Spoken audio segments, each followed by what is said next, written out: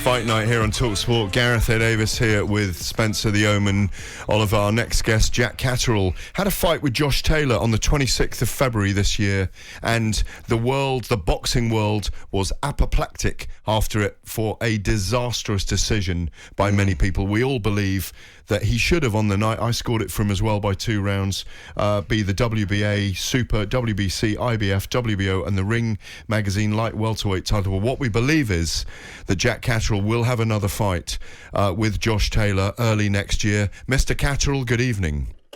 Good evening. How you doing? Jack, how are you, mate? Can I just ask, just before you go into that, mate, did you say you once scored it by 2 rounds? To Jack, yeah. 2 rounds? Yeah. 2 rounds to Jack. Wow. Yeah, definitely. I hit 9-3. Well, that's fine. That's how you scored it. It was a close fight, but I had Jack winning it. It wasn't close, that fight. Jack, yes.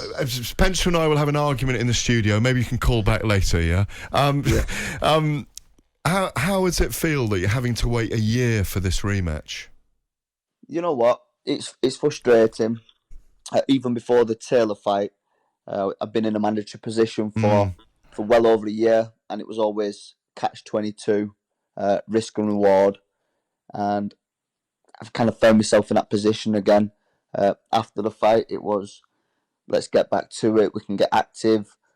And then all of a sudden, there was talk of the rematch. And ultimately, I want to be world champion. So after the belts started to get vacated, I wasn't highly ranked enough in the other governing bodies to get a straight shot at the belt. So when the talk started, obviously it made sense to me to go down this route, to rematch Josh, to get my hands on that world title. How far away is it from being finalised? Do you know where it's going to be? And are you, I hope, being paid handsomely this time for it? You know what? I believe the deal is done. Boxer and Benn, they've done a great deal for me.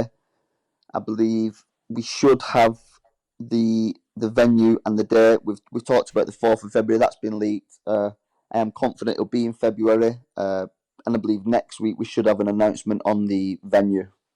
And you're happy with the conditions this time around? I'm not that you weren't happy last time, but you're happy that you're being suitably rewarded for waiting a year to get what you feel will be rightfully yours? Of course, I could have had a comeback fight a couple months after the Taylor fight and built myself and put myself into a manager position, but ultimately I've set out. I want to be world champion. I should be talking to you both now with all the belts, but unfortunately not. But the dust has settled. We've stayed in the gym and we've been working, and I've been presented with this opportunity now to go and put it right. Jack, that's what I wanted to speak to you about, mate. Like, I was up there working on that fight that night, and I thought you won quite comfortably. 9-3. Yeah, absolutely. But that wasn't just me, mate. Some people had it wider, 10-2. It was not a close fight. I don't care what anyone says. I've covered enough fights to know that fight wasn't close. No, but anyway, that's only my opinion. That's only my opinion. But what I wanted to get into your mind, really, Jack, on, after losing that fight for the Undisputed, and you was never going to get the opportunity to fight for the Undisputed again after that, how difficult was it for you mentally to overcome that? Like, to sort of get back on track? Because I know, I'm thinking as an ex-fighter, and if that would have happened to me, I would have been absolutely devastated. Sometimes that can be career destroying. I mean, how difficult was it you to get back on the saddle and do what you're doing now, mate? Because I commend you for that. Yeah, you know what, and I've said it time and time again since the last fight. I've surrounded myself with a great team, with Jamie, Nigel and Assam. And not only that, the friends that I keep and my family, I've got a real good support system.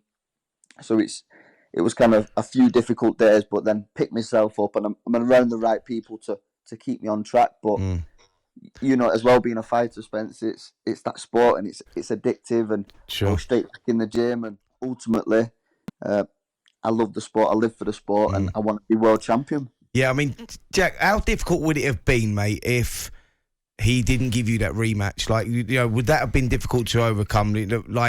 Because I know how disappointed you was. Would that have been, you've got the immediate rematch, which is great, but how difficult would that have been? Yeah, it'd have been frustrating, and I sat and thought about it over weeks and months, and ultimately I come to the decision that I'm in my late 20s now. I'm coming into the better years of my career. I've come off a fight where I should have won the fight. I proved I belong at a certain level in boxing, and I think I took a bit of confidence from that, knowing that there is going to be some big, meaningful fights coming forward, and I will get a chance to fight for the world title again. So I was back to it. So you're saying that obviously you deserved the victory, that you were able to find some positives out of it in the end. I mean, the world knows that you won, and believes you won. Do you think anything came out of it positively for the future of the sport, though? Do you think what I'd like to have seen, Jack, and I don't think boxing does a good job of this, is proper investigations into the scoring? We know that one of the judges was removed, but I don't know whether you feel on a personal level whether they went far enough. You know what? I'm not a pessimist. So for me, every cloud's got a silver lining, and I did take some positives away after the fight, but in regards to the sport itself, and like you said, the investigation work, I still feel let down by it all. Bigger changes need to be made, and for people to say, in my opinion, in my opinion, it's not good enough. I think I shared something before that Ricky Hatton put out, and it was my legacy, my future earnings, the right of being world champion, undisputed, and it's all right for somebody to say, well, yeah, in my opinion, it's not good enough. Yeah, Jack, I know that Josh obviously felt that, look, you know, he's a great fighter, Josh, and I don't want to take anything away from him here, but I'm just stating the facts. But Josh obviously felt that he needed change as well. Changed trainer, Ben Davison's now gone. He's set up a new trainer, so he recognised that, you know, that he needed change going into this rematch, didn't he? So he recognises how hard that first fight was, and he needed changes as well. Yeah, I think that speaks volumes as well. He believed he won the fight, and I don't think you'll ever convince him publicly, at least, to admit that he didn't win the fight. But there's obviously something there for him to feel the need to try out different gyms and relocate. Obviously, the fight's going to be for the WBO title, isn't it? How on earth, answer this for me, because this is what I'm mystified by. How on earth are you number 5 in the WBO rankings? I literally, I couldn't explain it. Have you appealed to them over that? I mean, it doesn't make any sense at all. No, it doesn't. Aftermath, we appealed it. We had a lawyer back and forth with the WBO, with Paco, and some of the other governing bodies. And that's Paco Valcarcel, isn't it, the president? Yeah. Correct, yes. And Teofimo jumped up weight. Me and Ramirez were there or thereabouts, and they dropped us back down, and that was their final decision. Again, there's too many variables. Every governing body's got their own rules. The boxing board have got their rules. It's a bit of a mess, really. Did you get an email back or a written reply in their reasoning that you should be number 5 after you had so clearly either beaten or pushed their number 1, their champion, to the limit? Yeah, I could go back through my emails.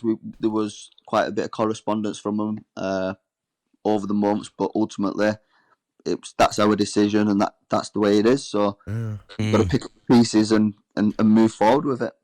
Yes, it's very strange, isn't it? Like, your WBO champion, he was at the time the undisputed champion, but he's a fight that many felt that you had won. You went. Did you go back into that rankings at like number 2 or 3 or something? And you still seem to have just keep dropping down. I mean, how does that work? I think I went back in at number 3, and they've dropped us down again. But you know what's frustrating? I'd always campaigned for the WBO belt. I had 12 title fights for the interim titles, been made mandatory, always paid me commissions and been a good representative for the belt, and then kind of thrown under the bus by him, really. Yeah, I mean, he's been very vocal since this rematch has been talked about again, and hopefully we do get that date very, very soon. But he says that he won't make the same mistakes that he made in that first fight, and he wins this next fight by KO. What do you say to that?